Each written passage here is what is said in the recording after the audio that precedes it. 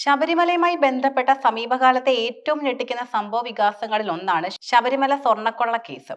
ഈ കേസിലെ ഒന്നാം പ്രതിയായി ഉണ്ണികൃഷ്ണൻ പോറ്റി എന്ന വ്യക്തിയുടെ ജീവിതവും ഇടപാടുകളും സംശയത്തിന്റെ നിഴലിലായതോടെ കേരളത്തിനകത്തും പുറത്തും വലിയ ചർച്ചാ വിഷയമായി മാറിയിരിക്കുകയാണ്. തിരുവനന്തപുരം സ്വദേശിയായ ഉണ്ണികൃഷ്ണൻ പോറ്റി വെറും ഒരു ശാന്തിക്കാരനിൽ നിന്നും കോടികളുടെ ഇടപാടുകളുള്ള വ്യക്തിയെ വളർന്നതിന്റെ പിന്നാമ്പുറ രഹസ്യങ്ങളിലേക്കാണ് പ്രത്യേക അന്വേഷണ സംഘം ഇപ്പോൾ വെളിച്ചം വീശുന്നത്.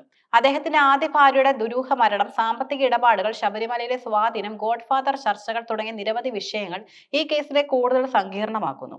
ഉണ്ണികൃഷ്ണൻ പോറ്റിയുമായി ബന്ധപ്പെട്ട് ഉയർന്നു വരുന്ന പ്രധാനപ്പെട്ട ദുരൂഹതകളിൽ ഒന്ന് അദ്ദേഹത്തിന്റെ ആദ്യ ഭാര്യയുടെ അസ്വാഭാവികമായ മരണമാണ്.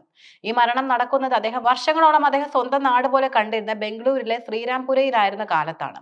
റിപ്പോർട്ടുകൾ അനുസരിച്ച് എല്ലാവരോടും ശാന്തമായും സരസമായുമാണ് പോറ്റി സംസാരിച്ചിരുന്നത്. എന്നാൽ ഈ സൗമ്യതയ്ക്ക് പിന്നിൽ ഒളിപ്പിച്ച ജീവിത രഹസ്യങ്ങളിലേക്കാണ് ഇപ്പോൾ അന്വേഷണ സംഘം ഇപ്പോൾ ശ്രദ്ധ കേന്ദ്രീകരിച്ചിരിക്കുന്നത്. ആദ്യ ഭാര്യയുടെ അസ്വാഭാവിക മരണത്തെ തുടർന്നാണ് പോറ്റി ശ്രീരാംപുരയിൽ താമസിച്ചിരുന്ന വീടിന് എതിർവശത്തുള്ള കോത്താരി മാൻഷൻ അപ്പാർട്ട്മെന്റിലെ ഫ്ളാറ്റിലേക്ക് 2004-ൽ താമസം മാറ്റിയത്. ഈ മരണത്തെ തുടർന്നുണ്ടായ വിവാദങ്ങളാണ് ശ്രീരാംപുര ക്ഷേത്രത്തിലെ ജോലി നഷ്ടപ്പെടാൻ കാരണമായതെന്നും സൂചനയുണ്ട്. ഈ ദുരൂഹ മരണം വീണ്ടും അന്വേഷണ പരിധിയിൽ വരുന്നത് പോറ്റിയുടെ നിലവിലെ സാമ്പത്തിക ഇടപാടുകളുമായി ബന്ധമുണ്ടോ എന്നതടക്കമുള്ള സംശയങ്ങളും ബലപ്പെടുത്തുന്നു. പ്രത്യേക അന്വേഷണ സംഘം ഈ വിഷയത്തിൽ പരിശോധനകൾ തുടരുമെന്നാണ് റിപ്പോർട്ട്.